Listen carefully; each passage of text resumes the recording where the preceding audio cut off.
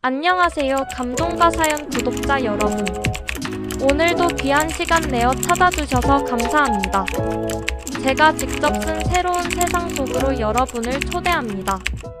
대한민국 군인의 목숨값이 고작 돈 몇 푼에 흥정되고 있다는 사실을 사령관님께서는 믿으십니까? 차갑게 가라앉은 집무실 공기를 가르며 녹음기 속 떨리는 목소리가 흘러나왔다. 서울 용산구 국군방첩사령부의 최상층. 창밖으로 보이는 서울의 야경은 화려하게 빛나고 있었지만 집무실 안은 숨조차 크게 쉬기 힘들 만큼 무거운 정막이 감돌았다. 거대한 참나무 책상 뒤 대한민국 국군 역사상 최연소 중장이자 방첩사령관인 한혜진이 앉아 있었다. 707 특임대 시절 대테러 작전에 살아있는 전설로 불리며 숱한 작전을 성공시켰던 그녀였다. 하지만 지금 그녀의 눈빛은 테러리스트를 조준하던 때보다 더 날카롭고 서늘하게 빛나고 있었다. 그녀의 앞에는 제보자가 보낸 낡은 USB 하나와 꼬깃꼬깃 구겨진 편지 한 통이 놓여 있었다. 사령관님, 제보 내용은 생각보다 훨씬 심각합니다. 단순히 간부의 비위 행위를 넘어서 부대 전체가 하나의 거대한 사업장처럼 변질되어 있습니다. 보고를 올리는 감찰실장 김대령의 목소리가 미세하게 떨렸다. 그는 30년 군 생활을 한 베테랑이었지만 20대의 젊은 사령관이 뿜어내는 압도적인 기백 앞에서는 오금을 저리기 일쑤였다. 혜진은 말없이 턱짓으로 계속하라는 신호를 보냈다. 경기도 포천에 위치한 제3보 병사단 예하 맹호대대 대대장과 주임원사가 주축이 되어 병사들의 부모님들에게 등급을 매겼다고 합니다. 일명 프리미엄 케어라는 명목으로 매달 200만 원에서 500만 원 상납하면 그 병사는 열회는 기본이고 간부 식당에서 식사를 하게 해주는 등 황제 복무를 시킨다고 합니다. 혜진의 눈썹이 꿈틀했다. 돈을 내지 않으면? 김대령은 마른 침을 삼키며 서류의 다음 장을 넘겼다. 끔찍한 사진들이 첨부되어 있었다. 흙바닥에서 밥을 먹는 병사들, 한겨울에 온수조차 나오지 않는 세면장에서 얼음물로 씻고 있는 벌개진 등, 그리고 누군가에게 구타당한 듯 멍이 든 허벅지 사진들. 돈을 입금하지 않거나 형편이 어려운 부모를 둔 병사들은 인간 이하의 취급을 받습니다. 무과금 유저라고 부르며 일과 시간 내내 가장 힘든 작업에 투입시키고 식사 배식량을 줄이거나 심지어는 화장실 청소 도구함에서 잠을 재우기도 했다는 증언이 있습니다. 무과금 유저라. 혜진이 낮게 은조렸다. 그 목소리는 마치 끓는 점 직전의 용암처럼 뜨겁고도 위험했다. 그녀가 707 시절 겪었던 수많은 전장에서도 인간의 존엄을 이토록 저열하게 짓밟는 경우는 드물었다. 적군조차 포로에게는 최소한의 예우를 갖추는 법이다. 하물며 같은 전우를 국가의 부름을 받고 온 젊은 청춘들을 돈벌이 수단으로 삼다니. 그녀가 천천히 자리에서 일어났다. 정복 어깨에 달린 별 3개가 형광등 불빛을 받아 서늘하게 번뜩였다. 그녀의 손이 책상 위에 모자를 집어들었다. 차 대기시켜. 예, 지금 바로 출발하시겠습니까? 하지만 절차상 육군본부에 먼저 통보를 하고 감찰단을 꾸려서. 김대령. 혜진이 모자를 눌렀으며 김대령을 정면으로 응시했다.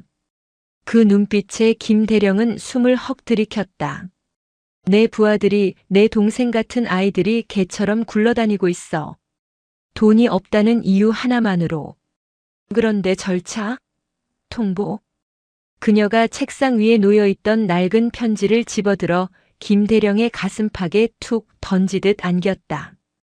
이 편지 보낸 병사, 오늘 자살 시도하려다 실패했어. 그 아이 어머니가 식당 설거지하며 모은 돈 50만 원을 보내주셨는데 대대장이 이걸로는 계집 깔개도 못 산다며 아이 보는 앞에서 돈봉투를 찢어버렸다고 하더군. 그 순간 그 병사의 마음이 어땠을 것 같나. 김대령은 아무 말도 하지 못했다. 고개를 숙인 그의 귓가에 혜진의 차가운 명령이 꽂혔다. 방첩사 최정예 요원들 전원 소집해. 감찰이 아니라 작전이다. 적은 내부에 있다. 충성. 알겠습니다. 바로 준비하겠습니다. 김대령이 황급히 경례를 붙이고 집무실을 뛰쳐나갔다. 홀로 남은 혜진은 창문에 비친 자신의 모습을 바라보았다. 707 시절 훈련 도중 부상당한 동기를 업고 40km를 행군했던 기억이 스쳤다. 그때 그녀가 버틸 수 있었던 건 전우회라는 이름의 믿음 때문이었다. 하지만 저들은 그 믿음을 돈으로 환산했다. 기다려라. 너희들이 매긴 그 가격표 내가 직접 찢어 밝혀줄 테니. 경기도 포천, 짙은 어둠이 깔린 맹호대대 연병장. 밤 10시가 넘은 시각이었지만 대대장실의 불은 꺼지지 않고 있었다. 대대장실 안에서는 기름진 삼겹살 냄새와 비싼 양주 향기가 진동하고 있었다. 아따, 이번 달 수금이 아주 쏠쏠합니다. 이중대박 일병네 아버지가 건설사 사장이라더니 아주 통이 커요. 이번에 건조기 3대나 기증하겠답니다. 물론 현금은 따로 챙겨주시고. 비릿한 웃음을 흘리며 술을 따르는 남자는 주임원사였다. 탐욕으로 번들거리는 그의 얼굴은 이미 술 기운에 벌겋게 달아올라 있었다. 그 맞은편 소파에 거만하게 다리를 꼬고 앉아있는 중년의 남자가 바로 대대장 최성태 중령이었다. 그러게 내가 뭐라 그랬나. 요즘 군대는 옛날 같지 않아. 부모들 불안 심리를 잘 이용해야 한다고. 우리 아들 군대 가서 고생 안 시키고 싶으시죠? 이 한마디면 지갑이 그냥 열리게 되어 있어. 최중령이 킬킬거리며 양주잔을 비웠다. 그는 자신의 배를 두드리며 만족스러운 표정을 지었다. 그나저나 그 삼중대 김이병 놈은 아직도 정신 못 차렸나? 돈 없으면 몸으로라도 때워야지 어디 감히 아프다는 핑계를 대? 아, 그놈 말입니까? 오늘 취사지원 보내서 하루 종일 짬통 청소시켰습니다. 냄새난다고 내무반에도 못 들어오게 하고 보일러실 구석에 박아놨습니다. 독한 놈이라 그런지 울지도 않더군요. 독한 게 아니라 주제를 모르는 거지. 사회에서 못 살면 군대 와서라도 기어야 하는데 뻣뻣하기는. 며칠 더 굴려. 부모가 빚을 내서라도 돈 가져오게 만들어. 두 사람의 웃음소리가 밤 공기를 타고 흘러나왔다. 그 시각 대대본청 건물 뒤편의 낡은 보일러실. 한겨울의 외풍이 숭숭 들어오는 차가운 시멘트 바닥에 김이병은 쪼그리고 앉아 있었다. 온몸에서 진동하는 음식물 쓰레기 냄새 때문에 코가 마비될 지경이었지만 그보다 더 고통스러운 것은 가슴 깊은 곳에서 올라오는 비참함이었다. 어머니, 죄송해요. 갈라진 입술 사이로 흐느낌이 새어나왔다. 그는 주머니 속에서 어머니가 보내주신 꼬깃꼬깃한 편지를 꺼냈다. 그를 모르는 어머니가 동네 이장님께 부탁해 겨우 써보낸 편지. 아들, 밥 잘 먹고 있지? 엄마는 걱정 마라. 그 삐뚤빼뚤한 글씨를 보자 눈물이 왈칵 쏟아졌다.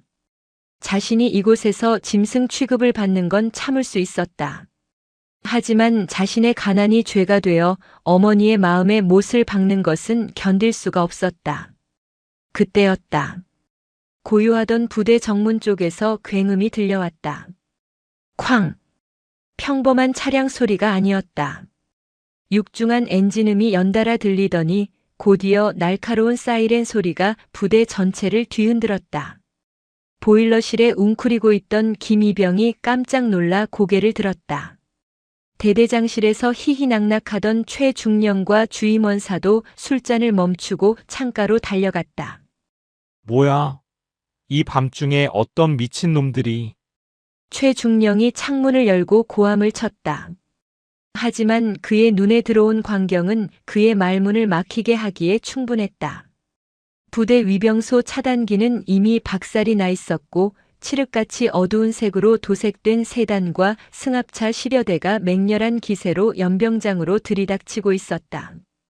헤드라이트 불빛이 어둠을 찢어발기며 본청 건물을 정조준했다. 차량들이 급제동하며 흙먼지를 일으켰다. 문이 열리고 검은 정장을 입은 요원들이 순식간에 튀어나와 본청 입구를 포위했다. 그들의 움직임은 군더더기 하나 없이 완벽했고 살기등등했다. 그리고 가장 중앙에 멈춰 선 검은 세단. 운전석의 요원이 뒷문을 열자 차가운 밤 공기보다 더 서늘한 기운을 풍기는 한 여자가 내렸다. 칠흑 같은 긴 생머리를 단정하게 빗어 넘긴 그녀는 화려한 장식 없이도 압도적인 위엄을 뽐내는 정복 차림이었다. 어깨 위에서 빛나는 별 3개. 그녀 한혜진이었다. 최중령은 자신의 눈을 의심했다. 술이 확 깨는 기분이었다. 방첩 사령관? 아니, 저 여자가 여기가 어디라고. 그가 당황하며 허둥지둥 옷매무새를 다듬는 사이 혜진은 뚜벅뚜벅 본청 현관을 향해 걸어왔다. 당직 사관이 겁에 질린 얼굴로 뛰쳐나와 그녀의 앞을 막아섰다. 누구십니까? 여기는 통제구역입니다. 신원을 밝히십시오. 당직 사관의 목소리는 형편없이 떨리고 있었다. 혜진은 그를 쳐다보지도 않은 채 낮지만 또렷한 목소리로 말했다. 비켜. 단 2글자. 하지만 그 안에는 거역할 수 없는 힘이 실려 있었다. 당직 사관은 보이지 않는 손에 밀쳐지기라도 한 듯 저절로 뒷걸음질 쳤다. 혜진의 뒤를 따르던 요원들이 당직 사관을 제압하고 통신선을 차단했다. 혜진은 멈추지 않고 계단을 올랐다. 그녀의 군화 발소리가 텅 빈 복도에 울려 퍼질 때마다 부대의 부패한 공기가 찢겨나가는 듯 했다. 2층 대대장실 앞. 문은 굳게 닫혀 있었다. 안에서는 황급히 무언가를 감추는 듯한 소음이 들려왔다. 혜진은 문고리를 잡는 대신 옆에 서 있던 수행 요원에게 고갯짓을 했다. 요원이 망설임 없이 문을 걷어찼다. 쾅! 경첩이 떨어져 나갈 듯한 소리와 함께 문이 활짝 열렸다. 방 안에는 허둥지둥 양주병을 치우던 주임원사와 억지 웃음을 지으며 서 있는 최중령이 있었다. 아이고, 사령관님. 미리 연락도 없이 어인 행차십니까? 저희는 마침 야간 전술 토의를 하던 중이라. 최중령이 비굴한 미소를 지으며 손을 내밀었다. 그러나 혜진은 그 더러운 손을 잡는 대신 천천히 방 안을 둘러보았다. 바닥에 떨어진 고급 안주, 값비싼 양주병, 그리고 책상 위에 흩어져 있는 현금 봉투들. 그녀의 시선이 마지막으로 최중령의 얼굴에 꽂혔다. 야간 전술 토의라. 혜진이 입가에 비릿한 미소를 머금었다. 그것은 사냥감을 앞에 둔 맹수의 미소였다. 전술 토의의 조니 워커 블루라니 맹호대대는 보급이 아주 훌륭하군. 최중령. 아, 그게 말입니다, 사령관님. 오해가 있으신 것 같은데. 오해? 혜진이 한 발자국 다가갔다. 최중령은 저도 모르게 뒷걸음질 쳤다. 그녀에게서 뿜어져 나오는 살기는 707 시절 테러리스트들을 제압하던 그 기세 그대로였다. 내 귀에는 이곳에서 돈이 없어서 개처럼 굴러다니는 병사들의 비명이 들리는데 자네 귀에는 이 양주 따르는 소리밖에 들리지 않았나 보지. 혜진의 손이 번개처럼 움직여 최중령의 멱살을 움켜쥐었다. 별 2개 소장도 아닌 별 3개 중장의 완력이라고는 믿기지 않을 만큼 강력한 힘이었다. 최중령의 몸이 붕 떠올라 벽으로 밀쳐졌다. 쾅! 사령관님. 이러시면 군법 회의감입니다. 제가 누군지 아십니까? 제 뒷배가 누군지. 최중령이 발버둥 치며 소리쳤다. 혜진은 그를 쓰레기 보듯 바라보며 나지막이 속삭였다. 내 뒷배? 그래, 다 불러와. 내가 믿는 그 돈줄, 권력줄 다 데려오라고. 그녀가 잡고 있던 멱살을 놓고 최중령의 가슴팍에 달린 명찰을 손가락으로 톡톡 쳤다. 하지만 기억해라. 오늘부터 이 부대의 주인은 돈이 아니야. 바로 나 한혜진이다. 그녀가 뒤에 서 있던 요원들에게 명령했다. 이 방에 있는 모든 서류, 장부, 그리고 이 쓰레기들까지 하나도 남김없이 압수해. 그리고 혜진의 눈빛이 창박, 차가운 보일러실 쪽을 향했다. 지금 당장 보일러실로 가서 김희병 데려와. 따뜻한 밥과 깨끗한 옷 입혀서 내 앞으로 모셔. 예, 알겠습니다. 요원들의 우렁찬 복명복창 소리가 대대장실을 울렸다. 최중령은 바닥에 주저앉아 사색이 된 얼굴로 혜진을 올려다보았다. 이제 시작이었다.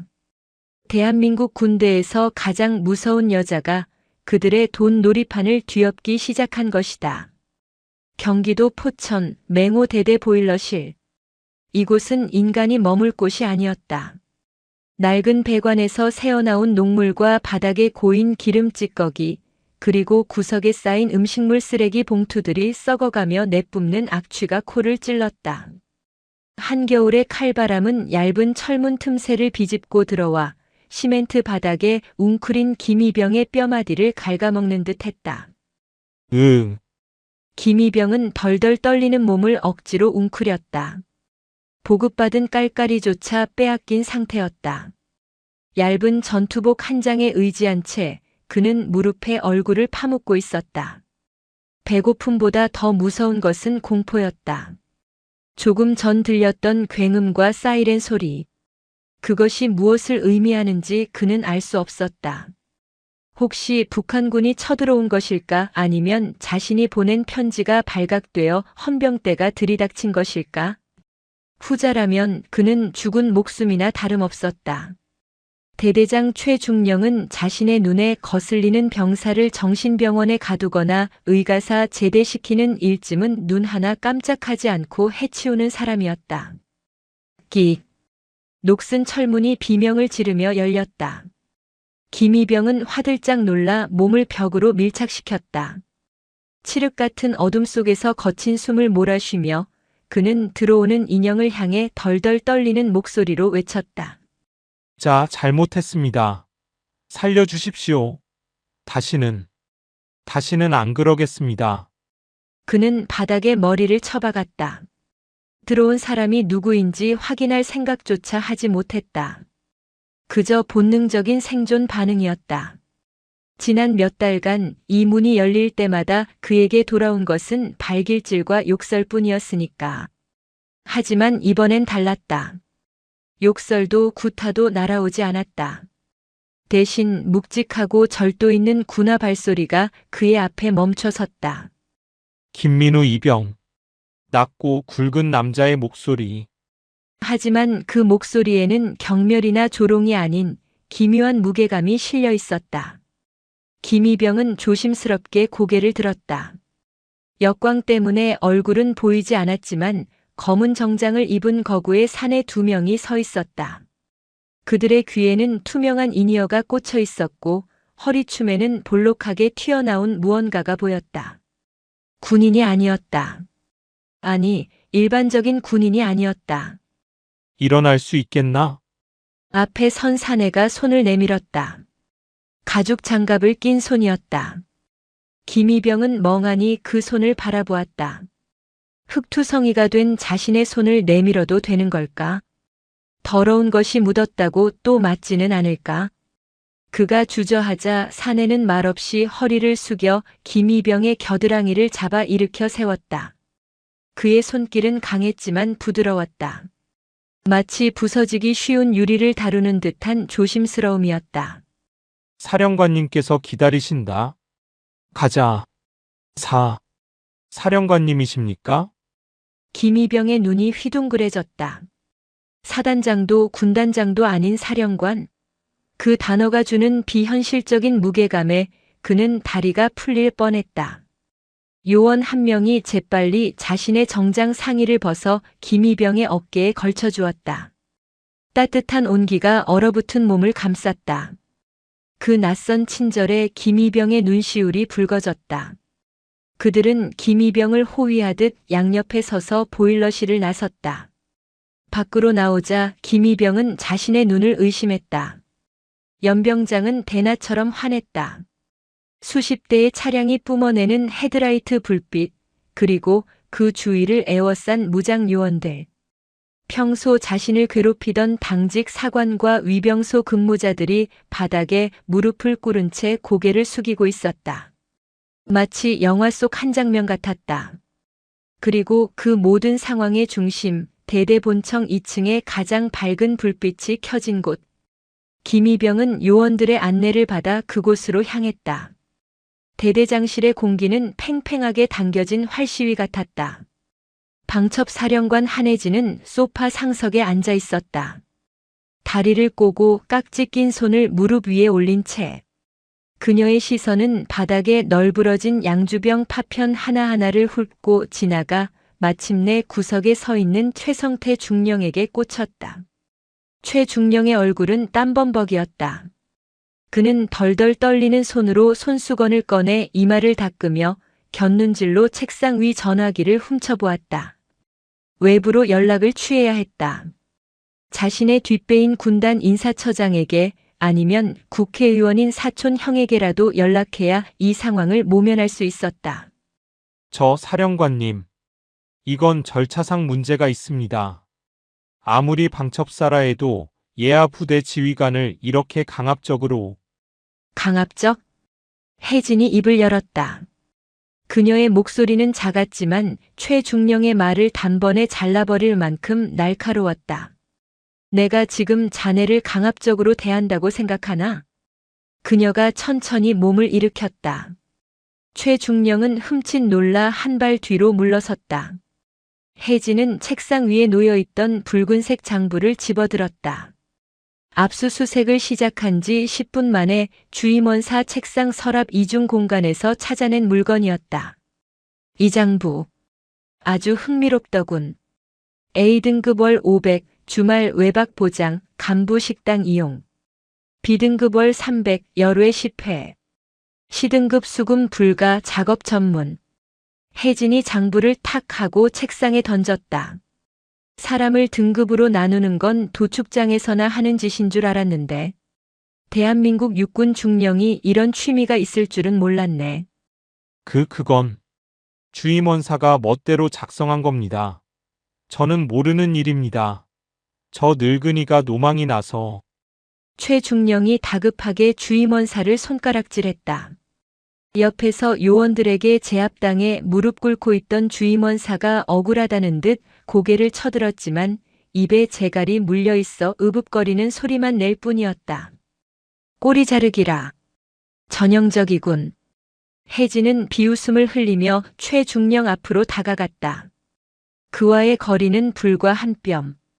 그녀에게서 풍기는 서늘한 향수 냄새와 압도적인 위압감에 최중령은 숨이 막혀왔다.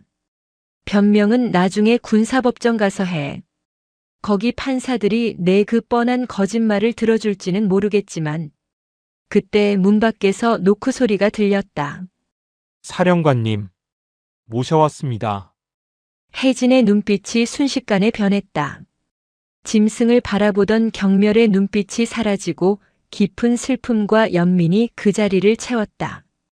그녀는 옷매무새를 가다듬고 문을 향해 고개를 끄덕였다. 들어오라고 해. 문이 열리고 요원들의 부축을 받은 김이병이 들어왔다. 순간 방 안의 공기가 멈춘 듯 했다. 악취. 김이병이 들어서자마자 고급 양주 냄새와 방향제 향기로 가득했던 방 안에 시큼하고 역한 음식물 쓰레기 냄새가 퍼졌다. 그것은 그가 겪어온 지옥의 냄새였다. 최중령은 반사적으로 코를 막으며 인상을 찌푸렸다. 아우 씨, 냄새가. 짝. 날카로운 파열음이 방 안을 울렸다. 최중령의 고개가 획 돌아갔다. 혜진의 손바닥이 그의 뺨을 후려친 것이다. 너무나 순식간에 일어난 일이라 최중령은 비명조차 지르지 못했다. 그 손 내려. 혜진의 목소리는 지옥에서 올라온 듯 낮게 깔렸다. 내가 만든 냄새야. 내가 만든 지옥이고 어디서 감히 더럽다는 듯이 코를 막아. 최중령은 벌겋게 부어오른 뺨을 감싸 쥐고 멍하니 혜진을 바라보았다.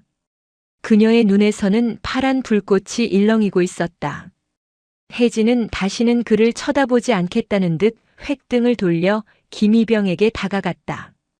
김희병은 바들바들 떨고 있었다. 눈앞에 있는 별 3개의 장군, 그리고 뺨을 맞고 서 있는 대대장. 이 비현실적인 상황이 꿈만 같았다. 그는 자신이 또다시 냄새 때문에 혼날 것이라 생각하고 잔뜩 움츠러들었다. 충성, 이병 김민우. 그가 떨리는 손을 들어 경례를 하려 했다. 하지만 혜진은 그 손을 부드럽게 잡았다. 거칠고 터진 흙대가 잔뜩 낀 병사의 손. 그녀는 그 손을 자신의 2 손으로 감싸 쥐었다. 경례는 안 해도 돼. 편하게 있어. 혜진의 목소리는 조금 전 최중령을 대할 때와는 딴판이었다. 따뜻하고 안타까움이 가득했다. 그녀는 김희병의 어깨에 걸쳐진 정장 재킷을 여며주며 그의 눈을 똑바로 바라보았다. 김민우 상병. 예. 저는 이병. 아니, 넌 오늘부터 상병 대우를 받을 거야. 그리고 이 부대의 그 누구도 너를 건드리지 못해. 혜진이 김희병의 눈높이에 맞춰 허리를 살짝 굽혔다. 미안하다. 군 선배로서 그리고 지휘관으로서 너를 이렇게 늦게 찾아와서 정말 미안해. 그 한마디에 김희병의 눈동자가 흔들렸다. 군대에 온 이후 처음 듣는 사과였다. 억울해도 참아야 했고 맞아도 죄송하다고 해야 했던 지난 날들이 주마등처럼 스쳐 지나갔다. 밥은 먹었어? 그녀의 뜬금없는 질문에 김희병은 멍하니 입을 벌렸다. 아닙니다. 오늘 점심부터 굶었습니다. 혜진의 표정이 굳어졌다. 그녀는 천천히 고개를 돌려 최중령을 노려보았다. 그녀의 눈빛만으로도 최중령은 심장이 멎는 듯한 공포를 느꼈다. 김대령. 문 밖에 대기하고 있던 감찰실장이 뛰어들어왔다. 이 아이 당장 헬기에 태워. 수도병원 VIP 병동으로 이송한다. 가서 정밀 검사 다 받고 영양제든 뭐든 제일 좋은 걸로 맞게 해. 알겠습니다. 헬기 지금 바로 연병장에 착륙시킵니다. 그리고 혜진이 최중령을 향해 손가락을 뻗었다. 저 자식들. 지금 당장 계급장 떼고 수갑 채워. 헌병대 유치장이 아니라 우리 방첩사 지하 조사실로 직행한다. 내가 직접 신문할 거야. 사령관님, 방첩사 조사실이라니요. 거긴 간첩이나 잡는 데 아닙니까? 저는 대한민국 장교입니다. 최중령이 비명을 지르듯 외쳤다. 방첩사 지하 조사실. 그곳에 한번 들어가면 제정신으로 나오는 사람이 없다는 소문은 군 간부들 사이에서 공공연한 비밀이었다. 혜진이 차갑게 웃었다. 장교, 너희는 군인이 아니야. 군복 입은 장사꾼, 아니 사기꾼이지. 그리고 내 기준에선 병사들의 피를 빨아먹는 너희 같은 놈들이 간첩보다 더 악질이야. 그녀의 일갈과 함께 요원들이 최중령과 주임원사를 덮쳤다. 이거 놔. 이거 놓으란 말이야. 내가 가만히 있을 줄 알아. 발버둥 치는 최중령의 양팔이 꺾이고 손목에 차가운 수갑이 채워졌다. 그의 어깨에 달려있던 무궁화 2개가 뜯겨나갔다. 툭 투둑. 뜯겨나간 계급장이 바닥에 뒹굴었다. 그것은 더 이상 명예가 아닌 탐욕의 잔해일 뿐이었다. 혜진은 그 모습을 뒤로하고 다시 김희병을 바라보았다. 가자, 민우야. 어머니한테 전화 한 통 드려야지. 어머니라는 단어에 참고 참았던 김희병의 눈물이 복물 터지듯 쏟아져 내렸다. 더러운 냄새가 나는 보일러실의 소녀는 이제야 비로소 지옥에서 벗어나고 있었다. 하지만 이것은 시작에 불과했다. 이 썩어 빠진 부대의 뿌리까지 뽑아내기 위해 그리고 돈으로 계급을 산 자들에게 진정한 공포를 보여주기 위해 한혜진의 밤은 이제부터가 진짜 시작이었다. 창밖으로 헬기 프로펠러 소리가 점점 더 크게 들려오고 있었다. 바람에 흔들리는 부대 깃발이 마치 다가올 폭풍을 예고하는 듯 거세게 펄럭였다. 서울 용산구 국군방첩사령부 지하벙커. 지상의 화려한 불빛이 닿지 않는 이곳은 오직 차가운 형광등 불빛만이 존재했다.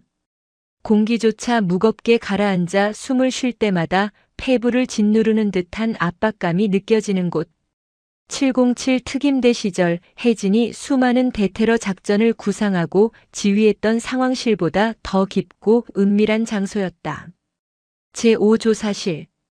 방음벽으로 둘러싸인 이 방 안에는 맹호 대대장 최성태 중령이 앉아 있었다. 아니, 이제는 중령이 아니었다. 그의 어깨에 달려있던 계급장은 뜯겨나갔고 정복 상의는 벗겨진 채 러닝셔츠 바람이었다. 불과 몇 시간 전까지 부대원들 위에서 군림하던 제왕의 모습은 온데간데 없었다. 이거 안 풀어. 내가 누군지 알아? 내 사촌 형이 국회 국방위원회 간사야. 너희들 다 옷 벗게 해줄 거야. 최성태는 조사실 책상에 고정된 수갑을 덜그럭거리며 고래고래 소리를 질렀다. 그의 목소리는 분노라기보다는 공포에 가까웠다. 사방이 거울로 된 벽 그리고 자신을 감시하는 CCTV 렌즈의 붉은 불빛이 그를 미치게 만들고 있었다. 그때 육중한 철문이 소리 없이 열렸다. 또각또각. 규칙적이고 차분한 구두 굽소리가 조사실의 정적을 깼다. 최성태는 침을 꿀꺽 삼키며 문 쪽을 바라보았다. 한혜진이었다. 그녀는 정복 대신 검은색 전술 재킷을 걸치고 있었다. 화장기 없는 얼굴이었지만 그녀가 뿜어내는 냉기는 조사실의 온도를 몇 도는 더 떨어뜨리는 듯했다. 그녀의 뒤로 감찰실장 김대령이 두툼한 서류 뭉치를 들고 따라 들어왔다. 혜진은 최성태의 맞은편 의자에 앉지 않았다. 그저 책상 모서리에 걸터앉아 팔짱을 낀 채 그를 내려다볼 뿐이었다. 그 무심한 시선이 최성태의 자존심을 긁어놓았다. 야, 한혜진, 너 지금 제정신이야? 감히 선배한테. 선배? 혜진이 짧게 되물었다. 그녀의 입가에 조소가 서렸다. 군인이 군인다워야 선배지. 장사꾼한테 선배 대접해주는 군대는 없어. 그녀가 김대령에게 손짓했다. 김대령은 들고 있던 서류 뭉치를 책상 위에 쏟아부었다.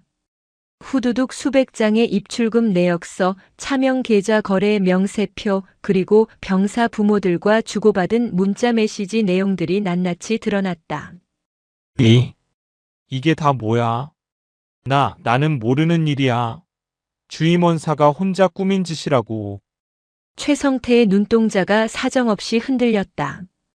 혜진은 그 서류 더미 속에서 붉은색 형광펜으로 칠해진 종이 한 장을 집어들었다.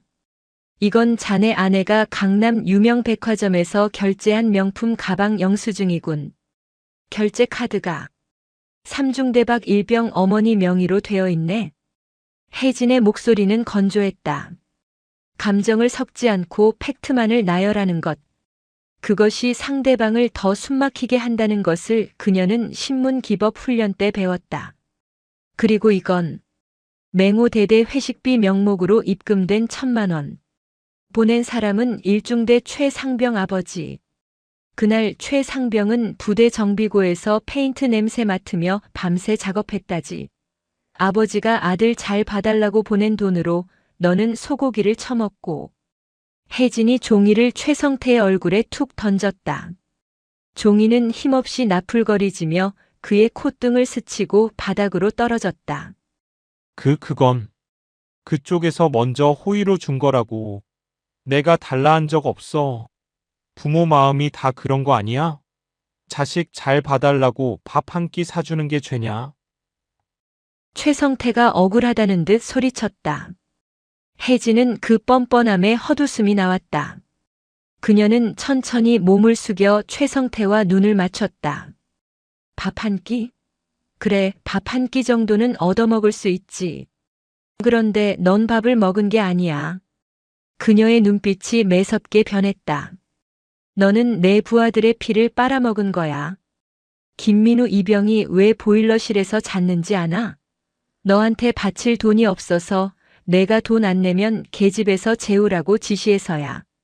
그 아이 어머니가 식당 설거지로 번 돈 50만 원을 내가 찢어버린 그날, 그 아이는 죽음을 생각했어. 최성태는 입을 다물었다. 반박할 말이 없어서가 아니라 혜진의 귀에 눌려 목소리가 나오지 않았다. 김대령, 예, 사령관님. 이 자식 옷 벗겨. 지금 당장. 예. 아, 지금 입고 있는 러닝 셔츠 말씀이십니까? 아니, 군적에서 파내버리라고. 불명예 제대 파면 그리고 연금 박탈까지. 내가 할 수 있는 모든 권한을 동원해서 이 인간이 대한민국 땅에서 군인이라는 타이틀로 누렸던 모든 혜택을 지워버려. 혜진은 자리에서 일어났다. 그리고 최성태를 향해 마지막 통보를 날렸다. 그리고 기대해. 민간 법정이 아니라 군사 재판이야. 내가 직접 재판장에게 특별 주문할 거니까. 넌 감옥에서 썩어 문드러질 때까지 햇빛 못 볼 줄 알아. 혜진이 뒤도 돌아보지 않고 조사실을 나서려 할 때였다. 책상 위에 놓여있던 최성태의 압수된 휴대폰이 요란하게 울리기 시작했다. 진동 소리가 철제 책상을 때리며 윙윙거렸다. 발신자 이름 황금 오리박 일병모. 혜진의 발걸음이 멈췄다. 그녀는 천천히 돌아섰다. 최성태의 얼굴이 사색이 되었다. 안 돼. 받지 마. 받지 말라고. 최성태가 수갑찬 손을 뻗어 전화기를 낚아채려 했지만 김대령이 그를 의자에 거칠게 짓눌렀다. 혜진은 휴대폰을 집어들었다. 황금오리. 돈을 잘 낸다고 붙인 별명인가. 역겨움이 치밀어 올랐다. 혜진은 통화 버튼을 눌렀다. 그리고 스피커폰을 켰다. 여보세요. 수화기 너머에서 교양 있는 척 꾸며낸 중년 여성의 목소리가 들려왔다. 어머, 대대장님? 저박 일병 엄마예요. 아니, 이번에 우리 아들 휴가 날짜 말이에요.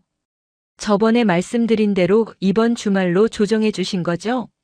제가 이번에 남편한테 말해서 대대장님 차 바꿔드리려고 준비 다 해놨거든요. 호호. 조사실 안에 공기가 얼어붙었다. 차를 바꿔준다니. 뇌물의 단위가 상상을 초월했다. 혜진은 최성태를 쳐다보았다. 그는 고개를 떨구고 있었다. 혜진은 숨을 고르고 차분하지만 힘있는 목소리로 대답했다. 죄송하지만 최성태 전 중령은 지금 전화를 받을 수 없는 상황입니다. 네? 전 중령이라니요? 그리고 목소리가 낯선데. 누구시죠? 혹시 행정병인가요? 아니요. 저는 국군방첩사령관 한혜진 중장입니다. 잠시 정적이 흘렀다. 수화기 너머의 숨소리가 거칠어지는 게 느껴졌다. 방첩사령관? 어머, 농담도 잘하시네. 우리 대대장님이랑 무슨 장난치시는 거예요, 지금? 장난 아닙니다. 최성태 씨는 현재 뇌물수수, 직권남용, 그리고 가혹행위 방조 혐의로 구속 수사 중입니다. 그리고 지금 이 통화 내용은 전부 녹음되고 있습니다. 뭐라고요? 구속? 아니, 우리 아들은요? 우리 아들 휴가는 어떻게 되는 거예요? 자신의 아들 휴가부터 챙기는 그 이기적인 목소리에 혜진의 인내심이 끊어질 듯 팽팽해졌다.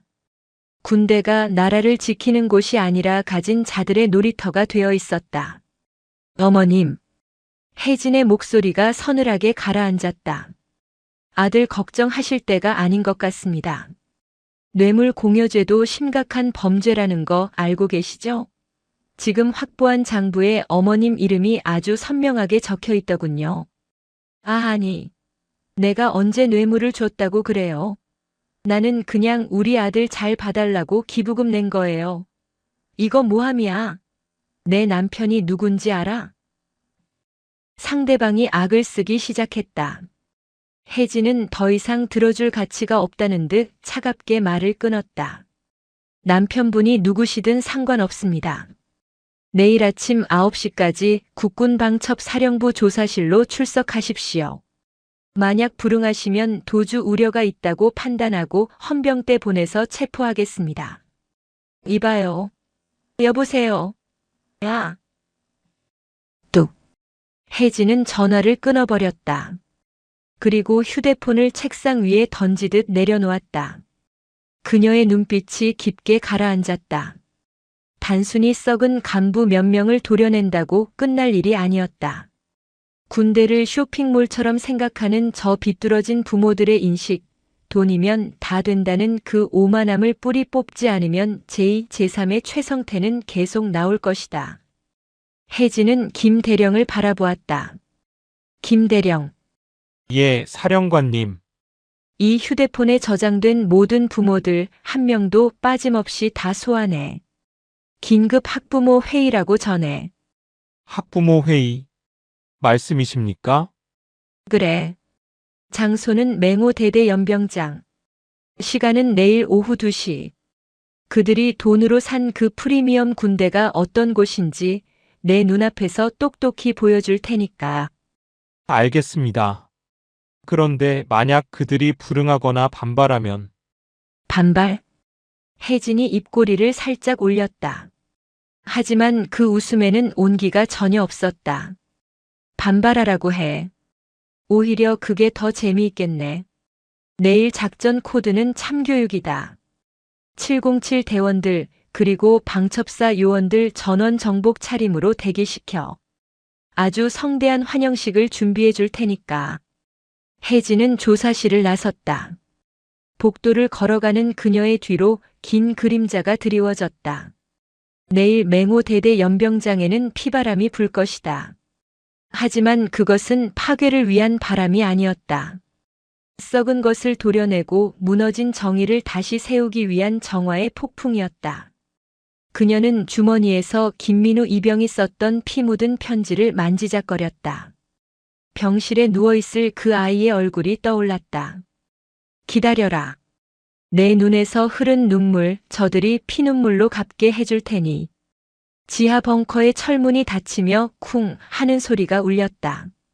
그것은 부패한 자들을 향해 울리는 장송곡의 첫 소절이었다.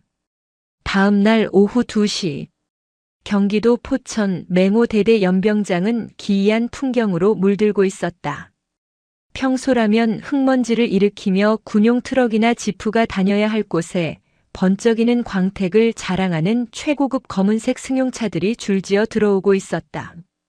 바퀴에 흙이 묻는 것조차 불쾌하다는 듯 차량들은 조심스럽게 연병장 중앙으로 모여들었다. 차 문이 열리자 화려한 옷차림의 중년 남녀들이 하나둘 내리기 시작했다. 그들의 표정에는 당혹감보다는 짜증과 오만이 섞여 있었다. 아니, 이게 무슨 일이야? 갑자기 긴급 학부모 회의라니.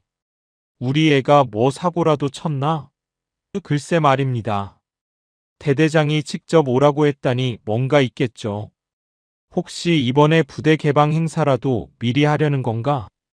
배가 불룩하게 나온 한 중년 남자가 혀를 차며 구두에 묻은 흙을 털어냈다. 그는 건설사 대표인 박 사장이었다. 그 옆에는 어제 혜진과 통화했던 황금오리 최 여사가 밍크 코트를 휘날리며 서 있었다. 어머, 박 사장님도 오셨어요? 우리의 아빠는 바빠서 저만 왔는데. 그나저나 대대장님은 어디 계신 거예요? 손님들을 이런 땡볕에 세워두고. 최 여사가 손부채질을 하며 불평을 쏟아냈다. 그들에게 이곳은 군부대가 아니었다. 그저 돈을 주고 서비스를 구매한 관리 대상일 뿐이었다. 그들은 자신들이 낸 돈이 이 부대의 윤활유라고 굳게 믿고 있었다. 그때였다. 연병장 사방에 설치된 확성기에서 찢어질 듯한 소음이 울렸다. 지지직. 전원 주목. 낯선 남자의 굵은 목소리였다. 연병장 단상 위로 검은색 대테러 복장을 갖춰 입은 요원들이 도열했다. 그들의 손에는 소총이 들려 있었다. 학부모들이 웅성거리기 시작했다. 분위기가 심상치 않음을 감지한 것이다. 뭐야? 저 사람들 누구야? 대대장은 어디 가고? 박 사장이 소리쳤다. 그 순간 단상 중앙의 요원들이 양옆으로 갈라지며 길을 텄다. 그 사이로 한혜진이 걸어 나왔다. 그녀는 정복 차림이었다. 어깨에 별 3개가 오후의 햇살을 받아 눈부시게 빛났다. 그녀는 단상 가장 높은 곳에 서서 아래에 모인 30여 명의 부모들을 내려다보았다. 마치 벌레를 보는 듯한 차가운 눈빛이었다. 반갑습니다. 국군방첩사령관 한혜진 중장입니다.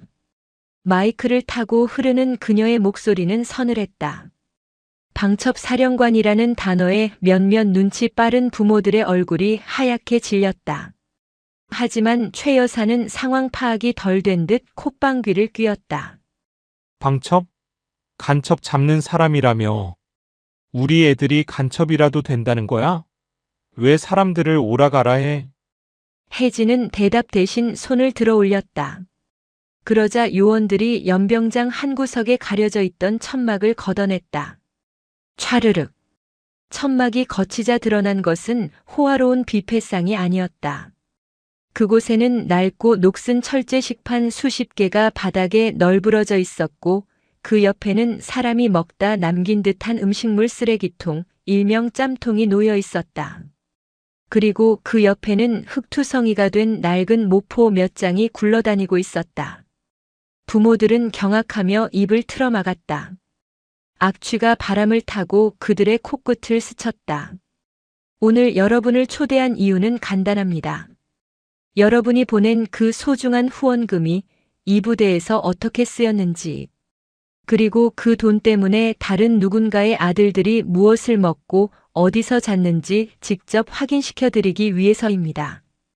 혜진의 선언과 함께 연병장의 공기가 무겁게 가라앉았다. 그것은 단순한 폭로가 아니었다.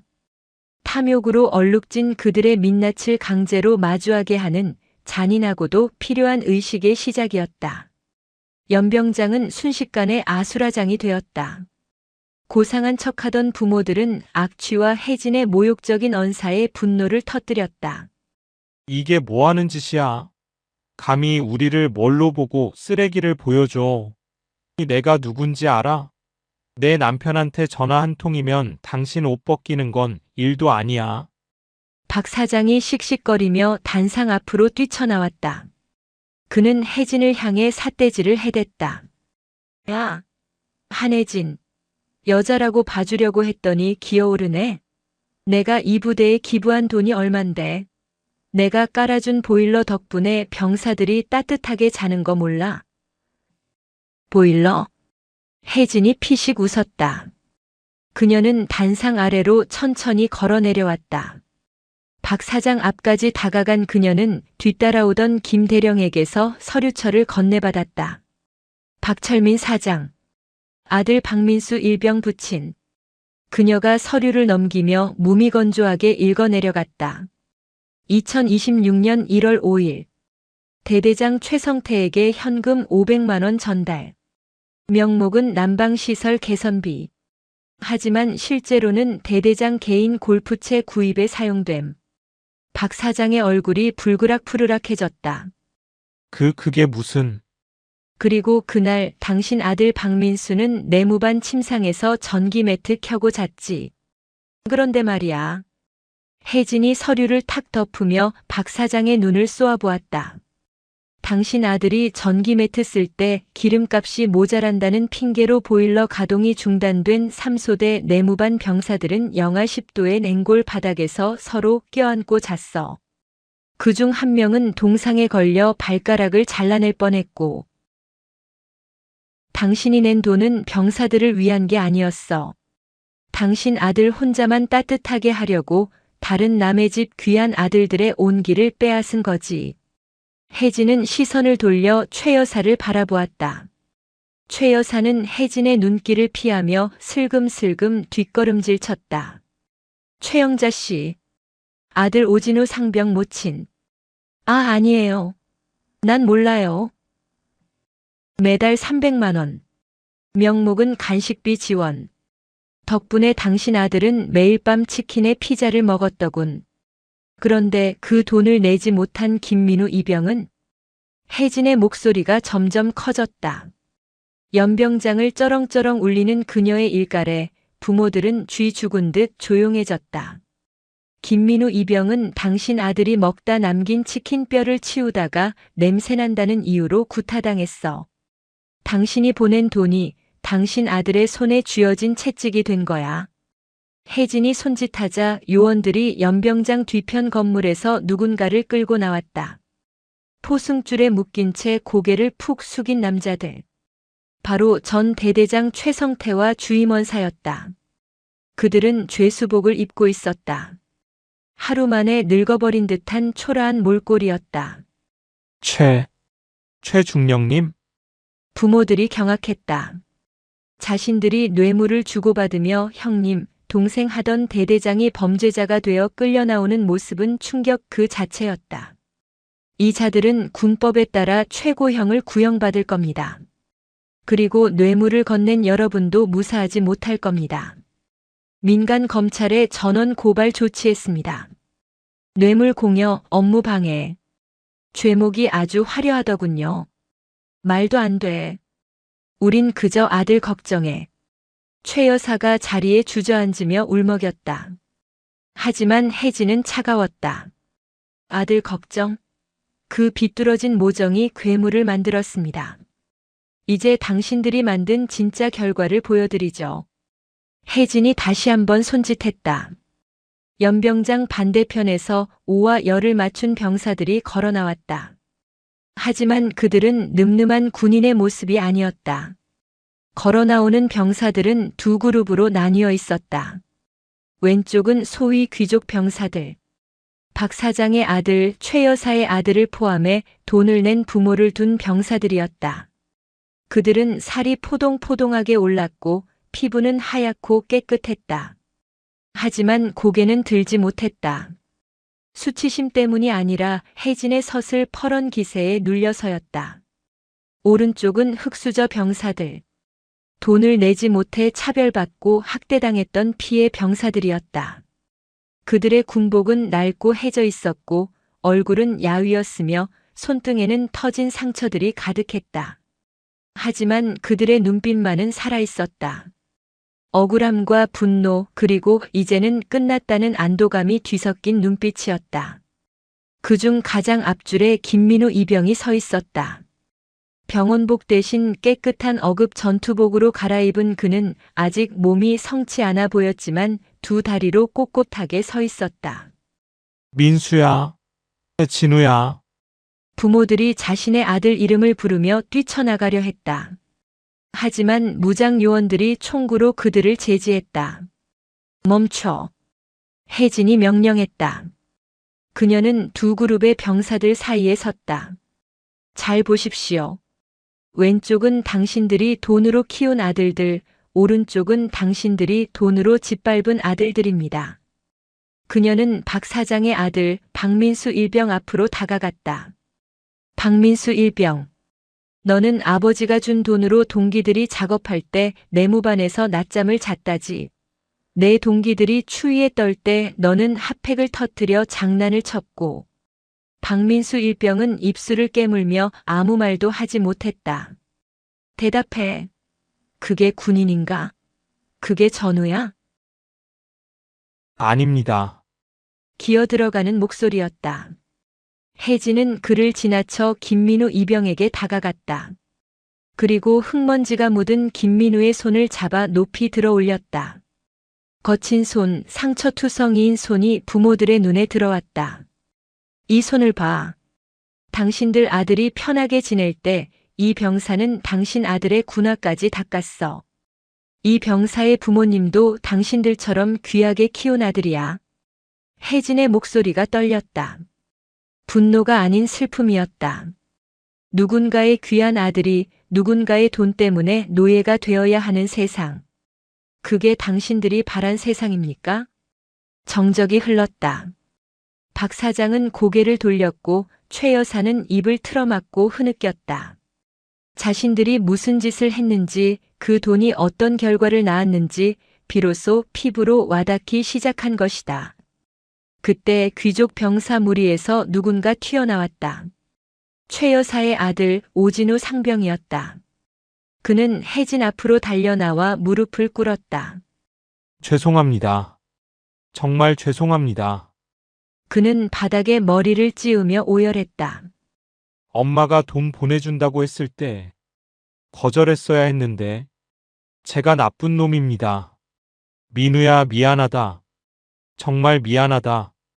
아들의 사죄에 최 여사의 눈이 커졌다.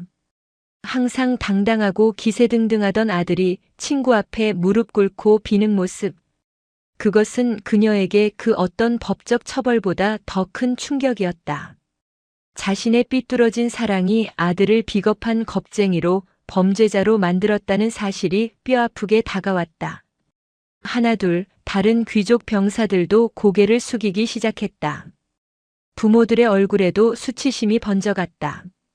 돈이면 다 된다고 믿었던 그들의 세계가 아들의 눈물 앞에서 산산이 조각나고 있었다. 혜진은 그 모습을 말없이 지켜보았다. 이것이 그녀가 원한 참교육이었다. 단순히 감옥에 보내는 것이 아니라 그들 스스로가 얼마나 부끄러운 짓을 했는지 깨닫게 하는 것. 인간으로서의 존엄을 돈으로 사려 했던 대가가 얼마나 처참한지 뼈저리게 느끼게 하는 것. 오늘 이 자리는 끝이 아닙니다. 혜진이 마지막으로 마이크를 잡았다. 당신들의 아들들은 타부대로 전출되어 가장 힘든 보직에서 복무하게 될 겁니다. 처음부터 다시 배우게 하십시오. 계급은 돈으로 사는 게 아니라 땀과 헌신으로 얻는다는 것을. 그녀는 김민우 이병의 어깨를 두드려준 뒤 뒤돌아섰다. 전원 해산. 혜진의 명령과 함께 요원들이 부모들을 인솔해 밖으로 내보내기 시작했다. 들어올 때의 거만함은 사라지고 죄인처럼 고개를 숙인 채 걸어나가는 뒷모습들. 그들 뒤로 붉은 노을이 내려앉고 있었다. 폐허가 된 듯한 연병장에 남은 것은 서로를 마주보는 병사들과 그들 사이에 흐르는 미묘한 공기, 그리고 그 모든 것을 바로잡은 한 명의 지휘관뿐이었다. 혜진은 하늘을 올려다보았다. 707 시절 전우들의 얼굴이 스쳐 지나갔다. 보고 있나? 적어도 내 눈앞에서 전우를 팔아먹는 짓거리는 절대 용납 못해. 바람이 그녀의 머리카락을 스치고 지나갔다. 차갑지만 어제보다 훨씬 상쾌한 바람이었다.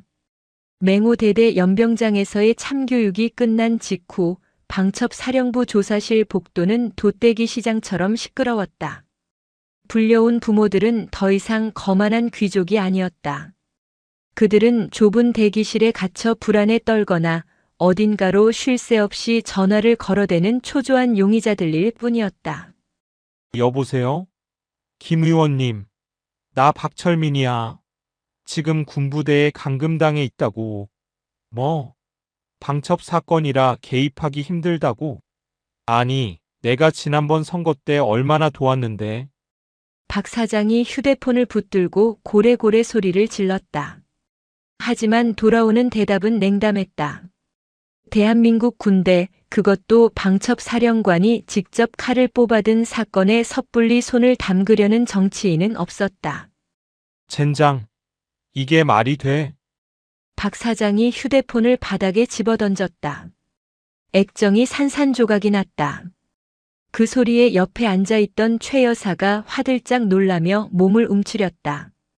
그녀의 손에는 명품 핸드백 대신 땀에 젖은 손수건이 들려 있었다. 그 시각 혜진은 조사실이 아닌 접견실에 있었다. 그곳에는 낡은 패딩 점퍼를 입은 중년 여성이 허름한 가방을 끌어안고 앉아 있었다. 김민우 이병의 어머니였다. 그녀의 손은 거칠었고 손톱 밑에는 식당 일로 생긴 검은 때가 베어 있었다. 그녀는 난생 처음 와보는 군부대의 위압적인 분위기에 잔뜩 겁을 먹은 표정이었다. 문이 열리고 혜진이 들어오자 어머니는 벌떡 일어나 허리를 굽혔다. 아이고, 높은 분이 오셨네.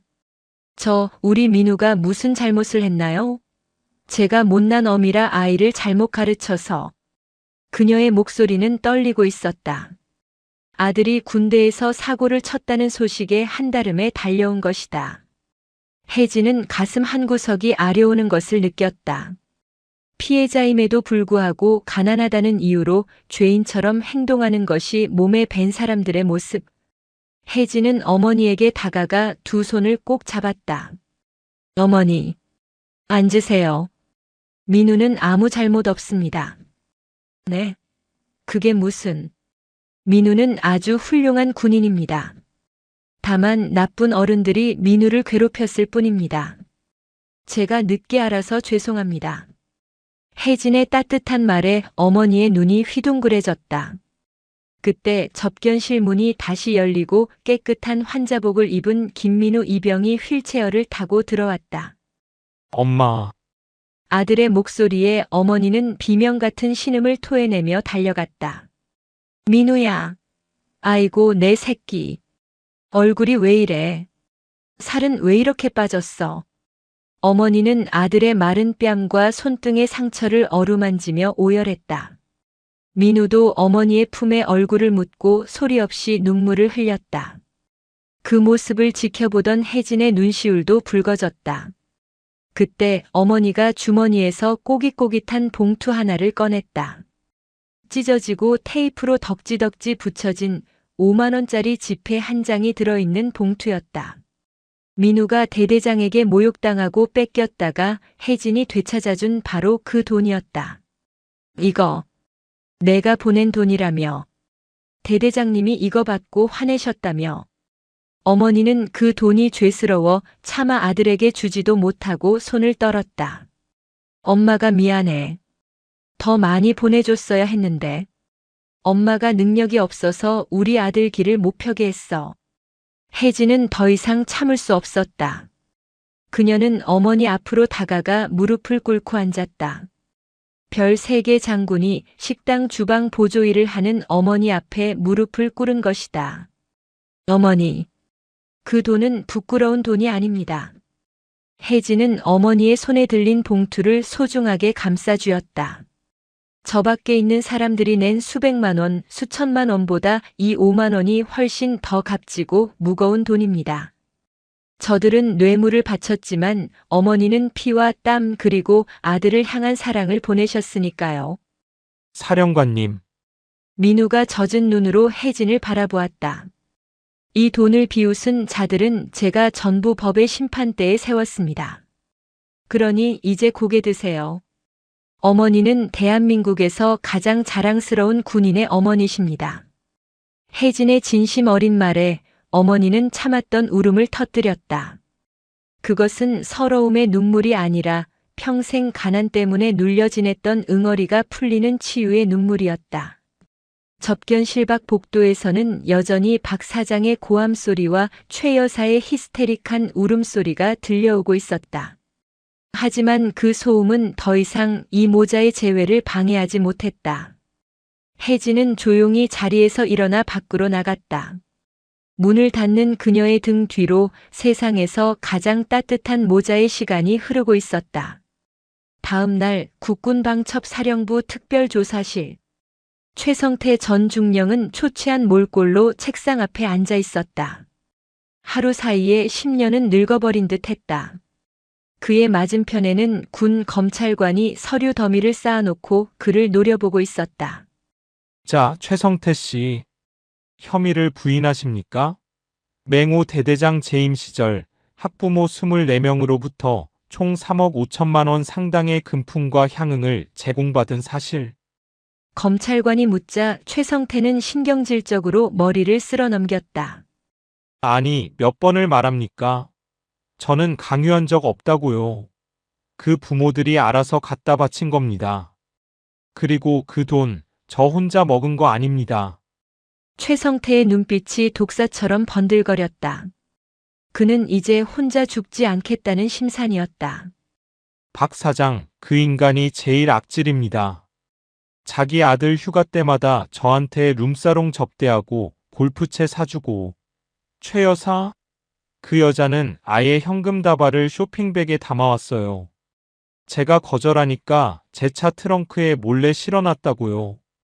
조사실 옆 참관실. 매직 미러를 통해 그 모습을 지켜보던 박 사장과 최 여사의 얼굴이 흑빛으로 변했다. 그들 역시 참고인 신분으로 조사를 받기 위해 대기 중이었다. 서로를 믿고 뇌물 카르텔을 형성했던 공범들이 위기가 닥치자 서로의 목을 물어뜯기 시작한 것이다. 저 배신자 새끼가. 박 사장이 이를 갈았다. 그때 참관실 문이 열리고 혜진이 들어왔다. 그녀는 팔짱을 낀 채 유리 너머의 최성태를 턱짓으로 가리켰다. 보셨습니까? 당신들이 믿었던 형님, 동생 하는 사이가 얼마나 얄팍한지. 사령관님. 한 번만 봐주십시오. 제가 잘못했습니다. 벌금이라면 얼마든지 내겠습니다. 제발 구속만은. 박 사장이 비굴하게 손을 비벼댔다. 최 여사도 혜진의 바짓가랑이를 잡을 기세로 매달렸다. 벌금? 당신들이 저지른 짓은 돈으로 해결할 수 있는 문제가 아닙니다. 혜진은 냉정하게 그들을 뿌리쳤다. 뇌물 공여, 업무 방해, 그리고 군사기밀 보호법 위반. 당신들이 아들 면회랍시고 부대 보안 구역까지 멋대로 드나든 CCTV 영상이 다 확보됐습니다. 그녀는 책상 위에 놓인 태블릿 PC를 켰다. 화면에는 뉴스 속보가 흘러나오고 있었다. 맹호대대 뇌물 스캔들, 국방부 전면 수사 착수. 부유층 자제 특혜 의혹 사실로 드러나 이미 언론에 보도자료 배포했습니다. 당신들 회사 주가 지금 곤두박질 치고 있을 겁니다. 사회적 명망, 이제 바닥으로 떨어질 일만 남았군요. 박 사장은 그 자리에 주저앉았다. 최 여사는 기절하듯 의자에 쓰러졌다. 그들이 평생을 바쳐 쌓아 올린 돈과 명예라는 탑이 그들이 무시했던 5만 원짜리 정의 앞에서 모래성처럼 무너져 내리고 있었다. 조사실 안에서는 최성태가 여전히 고함을 지르고 있었다. 내가 다 불게. 연대장한테 상납한 것도 있고 사단 인사참모랑 골프 친 것도 다 불겠다고. 나만 죽을 순 없어. 혜진은 그 추악한 아기 다툼을 차가운 눈으로 바라보았다. 그래, 지져라. 서로 물고 뜯어라. 그게 너희들이 선택한 지옥이니까. 혜진은 김 대령에게 지시했다. 전원 구속영장 청구해. 단 한 명도 예외는 없다. 그리고 최성태가 분다는 상급 부대 관련자들 싹 다 내사 착수해. 이참에 군복 입고 장사하는 놈들은 뿌리까지 뽑아버린다. 충성. 알겠습니다. 김 대령의 우렁찬 대답과 함께 방첩사의 밤은 다시 분주해졌다. 탐욕의 탑이 무너진 자리에는 이제 법과 원칙이라는 단단한 기둥이 세워질 준비를 하고 있었다. 사건이 있고 한 달 후, 맹호대대는 완전히 다른 부대가 되어 있었다. 비리의 온상이었던 간부 식당은 폐쇄되었고 모든 병사는 계급과 상관없이 병영식당에서 똑같은 밥을 먹었다. 돈을 내고 열외를 하던 귀족 병사들은 전원 다른 부대의 최전방 GOP나 해안초소로 전출되었다.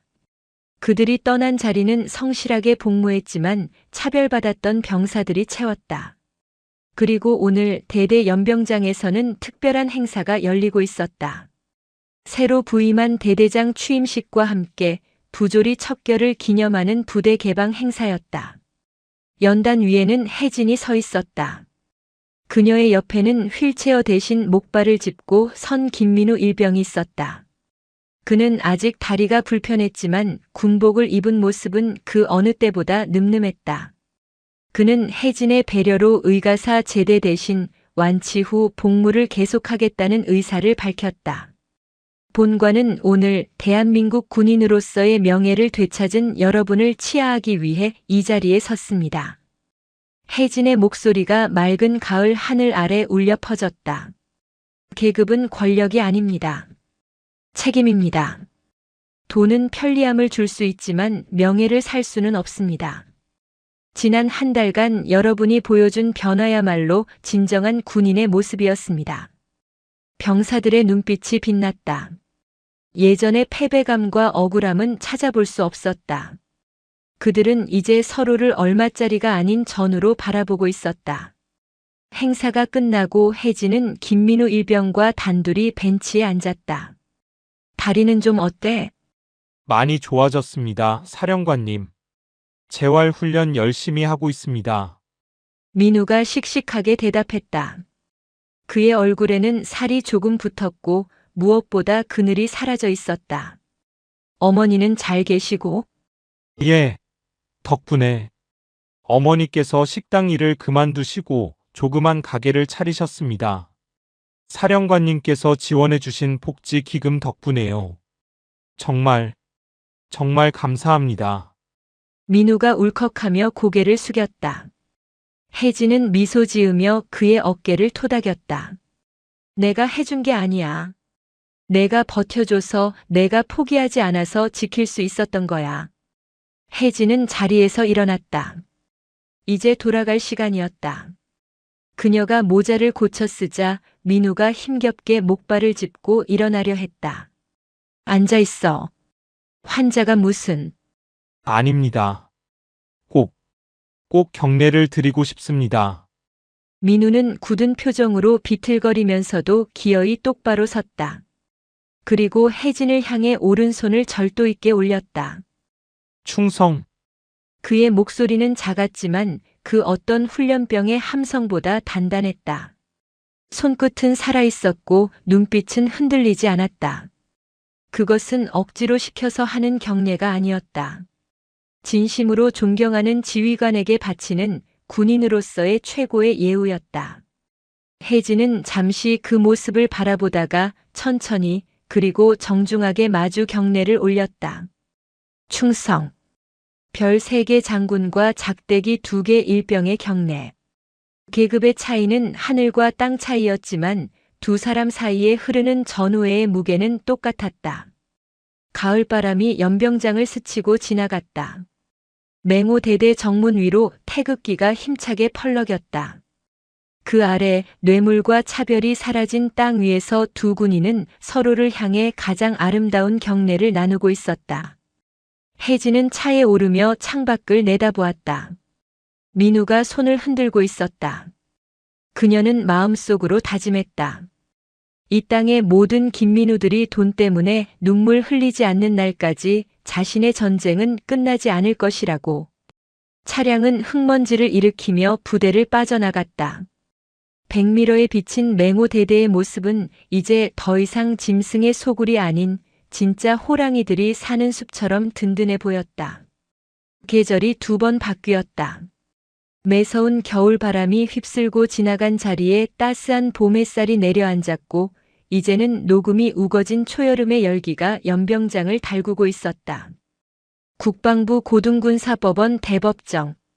숨막히는 정적 속에서 재판장의 선고가 떨어졌다. 피고인 최성태를 징역 15년에 처한다. 또한 군형법상 수뢰 및 직권 남용 권리행사 방해죄를 적용하여 재정 및 연금 전액 몰수형을 선고한다. 땅, 땅, 땅. 법봉 소리가 허공을 갈랐다.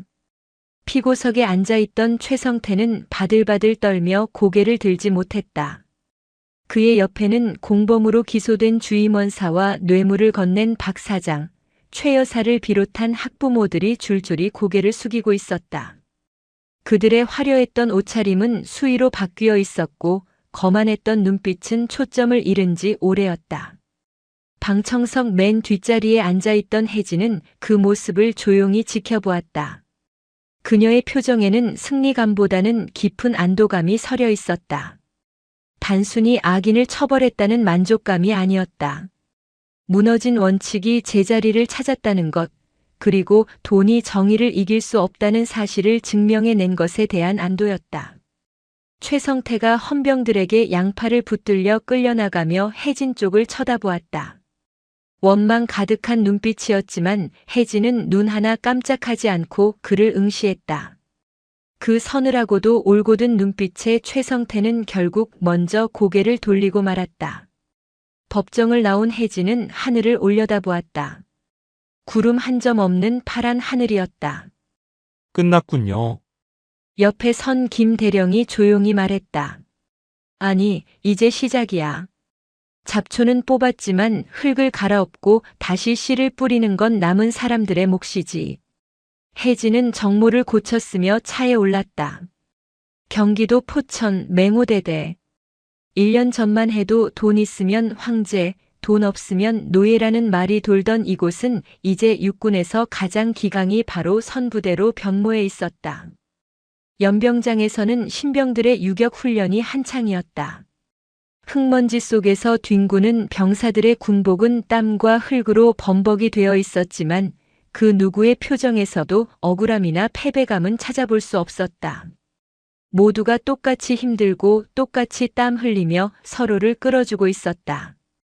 혜진은 수행원들을 물리치고 홀로 연병장 스탠드에 섰다. 그때 훈련 교관의 우렁찬 목소리가 들려왔다. 거기 3번 교육생. 힘들다고 포기할 건가? 내 옆에 있는 전우를 봐라. 전우가 힘들 때 손 내밀어 주는 게 군인이다. 알겠나? 알겠습니다. 교관은 흙바닥에 넘어진 훈련병을 거칠게 그러나 단단하게 일으켜 세워주고 있었다. 그리고 자신의 수통을 꺼내 훈련병에게 물을 먹여주었다. 혜진의 입가에 옅은 미소가 번졌다. 그 교관의 이름표가 햇빛에 반짝였다. 분대장 상병 김민우. 보일러실에서 음식물 쓰레기 냄새를 풍기며 떨던 그 이병 김민우가 아니었다. 이제 그는 누군가를 지켜주고 이끌어주는 진짜 군인이 되어 있었다. 훈련 쉬는 시간 혜진이 다가가자 병사들이 놀라 벌떡 일어났다. 부대 차렷. 사령관님께 대하여 경례. 충성. 수십 명의 병사가 일제히 경례를 붙였다. 그 소리가 어찌나 우렁찬지 맹호대대의 산천이 울릴 정도였다. 혜진은 흐뭇하게 그들을 바라보며 손을 들어 답했다. 쉬어. 훈련 중에 방해해서 미안하군. 그녀의 시선이 김민우 상병에게 멈췄다. 구릿빛으로 그을린 얼굴, 단단해진 어깨, 그리고 무엇보다 자신감으로 꽉 찬 눈빛. 사령관님, 방문해 주셔서 감사합니다. 민우가 씩씩하게 외쳤다. 혜진은 그에게 다가가 흙이 묻은 군복을 털어주었다. 분대장이 됐다지. 축하한다. 감사합니다. 사령관님께서 주신 가르침대로 후임들에게 부끄럽지 않은 선임이 되려고 노력하고 있습니다. 부끄럽지 않은 선임이라. 혜진은 그 말을 곱씹었다. 그것은 별 3개를 단 자신조차 매일 아침 거울을 보며 다짐하는 말이었다.